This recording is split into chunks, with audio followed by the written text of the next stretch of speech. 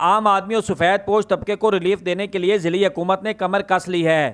Deputy commissioner Asim Javed نے تینوں تحصیلوں کے اسسٹنٹ کمشنرز کو ہائی الرٹ جاری کر دیا ہے۔ میرجز کے حوالے سے ون ڈش کی پابندی بارات، ولیمہ، مہندی کے فنکشنز کے اوپر کی جائے اور ٹائمنگ کی بھی جو ہے اسٹرکٹ آبزروینس جو ہے اس کو انشور کیا جائے۔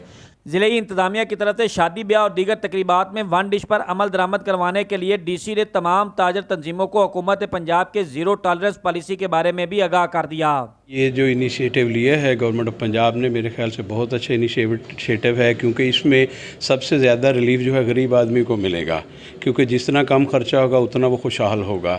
باقی رہی ہمارے جو کاروبار پہ اثر ہوگا وہ تو لا محالہ کچھ نہ کچھ تو ہوگا۔ ڈپٹی کمشنر کے مطابق حکومت کی طرف سے کیے جانے والے اس فیصلے سے عام آدمی کی زندگی میں آسانی پیدا ہوگی اور اس قانون پر عمل کروانے کے لیے تمام ادارے متحرک کر دیے گئے ہیں۔ کیمرہ ٹیم کے ساتھ امیر عمر چمن، ARY نیوز، چنیوٹ۔